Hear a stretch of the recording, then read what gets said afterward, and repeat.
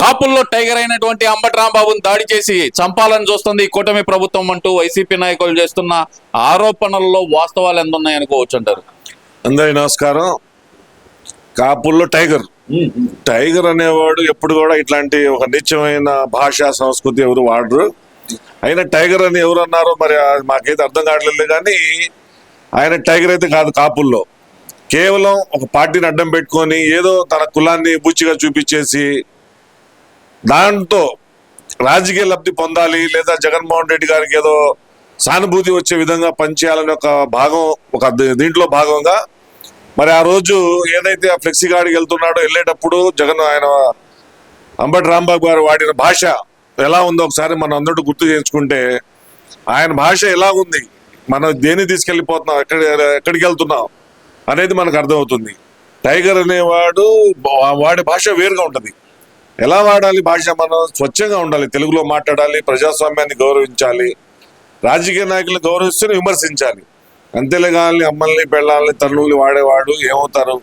ఇవాళ పని పాట లేనివాళ్ళు కొంతమంది వైసీపీ వాళ్ళు వచ్చేసి అంబటి రాంబాబు గారిని పరామర్శించడానికి ఏదో వాళ్ళ ఇంటికి వస్తున్నారు పొద్దాకలు అని చెప్పి చెప్పుకున్నారు. దేనికి పరామర్శ? నీకేం చేశారని నువ్వే పెద్ద డాన్వి. మరి రేపటి నుంచి వచ్చి సత్తనపల్లిలో గుండాయిజం రౌడీజం చేస్తూ డ్యాన్సులు వేస్తూ జనాన్ని బెదిరిస్తూ నీ ఆహాభావాలు నీ కథలు, మరి నువ్వు ఒక కుల నాయకుడు చెప్పుకుంటూ అది అసలు రాజకీయాలు అలాంటి వాడకూడదు. నువ్వు ఆ పార్టీకి వైఎస్ఆర్ కాంగ్రెస్ పార్టీ ముఖ్య నాయకుడు, నువ్వు అంత మట్టికే. కానీ నీ కుల నాయకుడికి ఎలా ముద్ర పడతావు? కుల నాయకుడు పెట్టి కుల సంఘాలు పెట్టుకొని కుల నాయకుడికి ఉండిపోను నువ్వు. అంతేగాని ఒక రాజకీయ పార్టీలో ఉంటూ కూడా నువ్వు ఇలాగా కాపుల్ని ఇచ్చేయబోతున్నారు వాళ్ళని ఇచ్చేయబోతున్నారు అని చెప్పేది హాస్యాస్పదంగా ఉంది. అంటే గతంలో చూసాం మనం, ఇదే అంబటి రాంబాబు గారు కాపుల్ని తాగుబోతులు తిరుగుబోతులు ఇంకా కొన్ని మాటలు కూడా మాట్లాడారు, వాళ్ళందరూ అలా ఎలా ఉంటారని చెప్పి. మరి అలాంటి వ్యక్తి ఈ రోజు కాపులు మేము కాపులమి కాబట్టే మా మీద దాడి చేశారంటూ కులాన్ని అడ్డం పెట్టుకోవడం ఎలా చూడాలంటారు? ఇప్పుడు ఇదంతా YSR Congress party mind game లో భాగం. ఏదైతే తెలుగుదేశం పార్టీ జనసేన కూటమి ప్రభుత్వం వాళ్ళ అధికారంలో ఉందో ఈ కాపుల్ని ఎట్లయినా సరే అటు నుంచి విడగొట్టేసి ఏదో ఒకటి పబ్బం గడుపుకోవాలన్న ఆలోచన.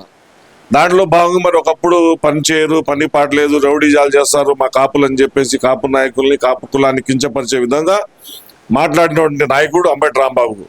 మరి ఇవాళ వచ్చేసి నేను కాపుని, నన్ను కొట్టారు, నన్ను జైల్లో పెట్టారు, 21 రోజులు ఒక చిన్న మాట నోటు జారినందుకు జైల్లో పెట్టారు అని చెప్పేసి రోజుకు ఒక విధంగా రోజుకు ఒక ప్రెస్ మీట్లు పెడతాం. మళ్ళీ అవే బూతులు కొన్ని చూస్తుంటే మళ్ళీ అవే బూతులు మాట్లాడుతున్నారు. అలాగే ఉంది పరిస్థితి. కాబట్టి కాపులకి నువ్వేం పేటెంట్వి కాదు.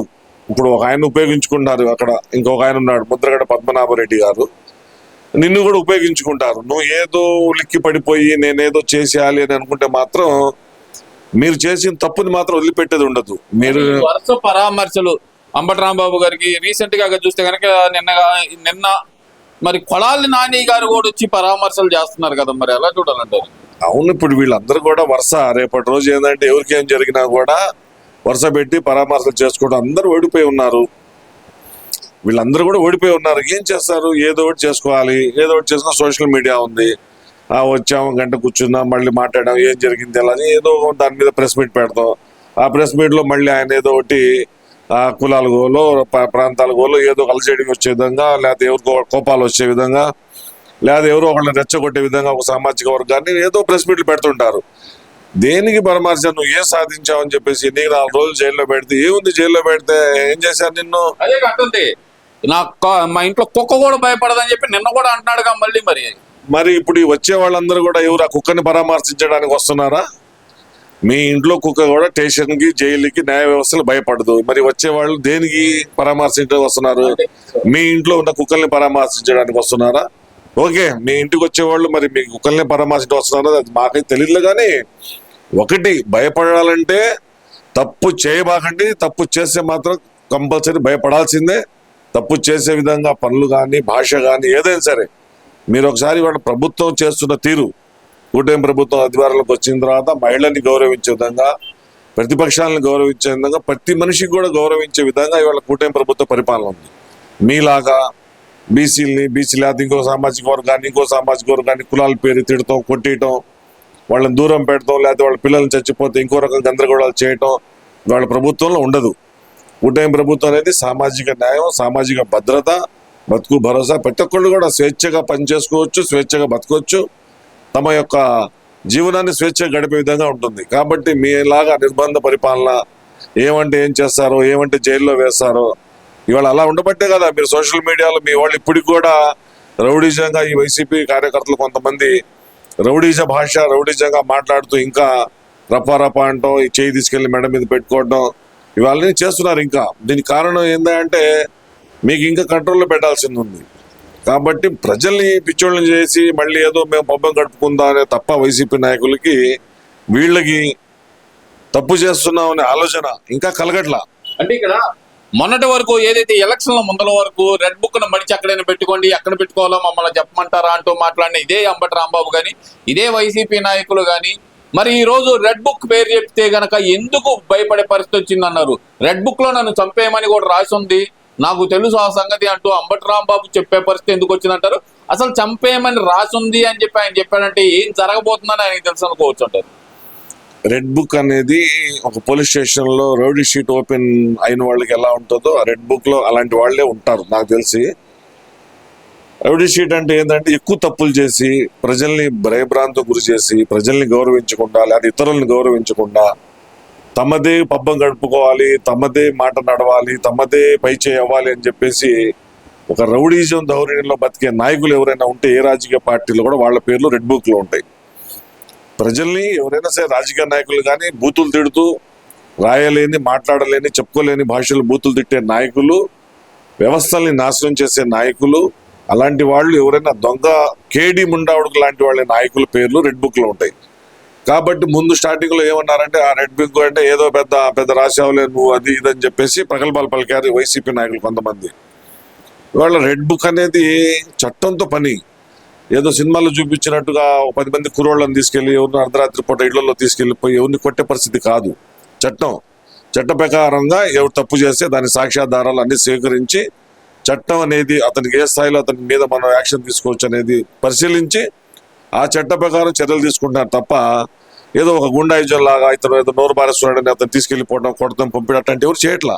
చట్టం, న్యాయం, చట్టం ప్రకారంగా అరెస్ట్ చేయడం, న్యాయస్థానంలో నుంచోబెట్టడం, న్యాయస్థానంలో కూడా జరిగిన వాస్తవాలను చెప్పడం, ఆ న్యాయస్థానాలు శిక్షలు వేస్తుంది. దాని ద్వారానే వాళ్ళు మళ్ళీ బెయిల్ తీసుకొని బయటకు వస్తున్నారు. చట్ట ప్రకారం నడుచుకున్నారు తప్ప రెడ్ బుక్ అంటే ఏంది ఏదో సినిమాలో చూపించినట్టుగా లేదంటే పటా సినిమాలో వ్యాన్లో తీసుకెళ్లి కొట్టి పంపిస్తారు. అలా ఏం లేదు. ఇక్కడ కేవలం చట్టాన్ని గౌరవించిన వాళ్ళు, న్యాయాన్ని గౌరవించిన వాళ్ళని చట్టపరంగా న్యాయపరంగా శిక్షిస్తున్నారు. అంటే నన్ను చంపేయబోతున్నారు అంటూ చెప్పిన అంబటి రాంబాబు గారి వ్యాఖ్యలను అసలు ఎలా చూడాలంటారు?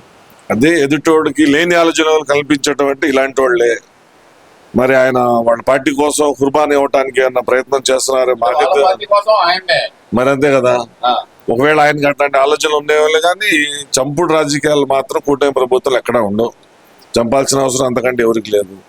ఎందుకంటే మీరు అందరితో పాటు మీరు కూడా ఒక నాయకుడు, అందరితో పాటు మీరు కూడా ఓడిపోయారు కాబట్టి మీకు పెద్ద విశేషం ఏం లేదు. తెలుగుదేశం కూటమి ప్రభుత్వాలు మీ గురించి పట్టించుకోవాల్సినంత విశేషం ఏం లేదు. కాకపోతే అందరి మీద కొద్దిగా డిఫరెంట్ గా మీరు మీ వాయిస్ ఏంటంటే కొద్దిగా ఎదుటి వాళ్ళకి ఎక్కడో మండే విధంగా ఉండిద్ది. సో అయినా సరే మిమ్మల్ని చూసి ప్రజలు కూడా అసహించుకొని చీదరించుకొని మిమ్మల్ని పక్కన పెట్టేసే పరిస్థితి చూస్తున్నాం. కాబట్టి మిమ్మల్ని ఏదో చేసేయాలి అనే ఆలోచన ఎవరికి లేదు. కూటమి ప్రభుత్వం అంతకుమించి కూడా రౌడిజం అసలు చేయదు. మిమ్మల్ని చంపి వాళ్ళు సాధించేది అంతకంటే ఏముంటుంది, అవసరం ఎవరికి లేదు. మీకు క్రియేట్ చేసుకోవడం, మీరు దాన్ని సోషల్ మీడియాలో పెట్టుకోవడం, ఇంకొక నాయకుడు రేపు అలాగే ప్రగల్భాలు పలకాలా, లేదా మీ క్యారెక్టర్ రెచ్చిపోయి ఏదో తప్పు చేయాలా, వాళ్ళ మీద మళ్ళీ కేసులు బుక్ అవ్వాలా, మళ్ళీ మీరు మీడియాకి ఎక్కాలా, గందరగోళం చేయడానికి తప్ప మీ రాజకీయం దేనికి పనికిరాదు. మరి ఓవరాల్ గా జగన్మోహన్ రెడ్డి గారు అసెంబ్లీకి కూడా రావట్లేదు కదా, మరి దాన్ని ఎలా చూడాలంటారు? మరి ఏమండి ఏమన్నా అంటారు మీరు రాష్ట్ర ప్రజలు 151 ఇచ్చారు. మరి 151 ఇచ్చినప్పుడు ఆయన అసెంబ్లీలో ఎలాగా వాళ్ళ పార్టీ ఎమ్మెల్యేలు ఆయన మీద భజన చేసుకున్నారు మీకు అన్ని గుర్తేనా? వాళ్ళ ఎమ్మెల్యేలు కానీ వాళ్ళ మంత్రులు కానీ జగనన్న చిడతలు వాయించి రౌడీజంగా మాట్లాడి జగనన్న కనుసైక చేస్తే 5 నిమిషాలు చాలని ఒకళ్ళు చెప్పి ఇట్లాంటి అనేక అనేక రకమైనటువంటి చేశారు గత ప్రభుత్వంలో. వైసీపీకి 151 సీట్లు వచ్చినప్పుడు మరి వాళ్ళ ఇది ప్రజాస్వామ్యంలో ప్రజలకు నచ్చల పరిపాలన. నచ్చినప్పుడు ఏం చేశారంటే ఏదైతే 151 సీట్లు ఇచ్చారో అదే ప్రజలు మళ్ళీ 11 సీట్లు ఇచ్చారు. మరి 151 ఇచ్చి విచ్చలవిడిగా విరవిగి పరిపాలన చేసినటువంటి నాయకుడు ఇవాళ 11 సీట్లు ఇస్తే మీరు అసెంబ్లీకి ఎలా వస్తారు? పోయిన మధ్యలో 5 కదండి. ఒక 5 పోయిందని మీరు అంటున్నారు, కానీ అక్కడ సిగ్గు మొత్తం పోయిందని ప్రజలు అంటున్నారు. ఎలా వస్తారు? 151 ఇచ్చిన మీరు 11 సీట్లు ఇస్తే అసెంబ్లీకి వస్తే అలాగదండి, మాట తప్పని వీరుడు మనం తప్పని సూర్యుడు అంటారు కదండి. మరి మాట ఇప్పుడు కూడా తప్పలేదు. మేము అసెంబ్లీకి వస్తామని చెప్పామైంది. మీరు ఫుల్ మెజార్టీస్ అధికారంలో నిలబెడతా ఉన్నాం. 151 నుంచి మీరు 11 ఇచ్చారు. కాబట్టి ఈ 11 సీట్లతోటి మేము అసెంబ్లీకి ఎలా రావాలా? వస్తే మీరు కూటమి ప్రభుత్వంలో ప్రతి ఒక్కళ్ళు కూడా రోజుకో రకంగా హేళన చేసి, మరి రోజుకో రకంగా గత ప్రభుత్వ తప్పిదాలను ఎత్తి పొడుస్తూ సూటి మోటి మాటలతో చేతలతో చేస్తుంటే మేము ఎక్కడ ఓర్చుకోగలుగుతాం? ఆ ఓర్చుకోలేక రాజకీయాలను కూడా వదిలేసే పరిస్థితి వస్తుంది.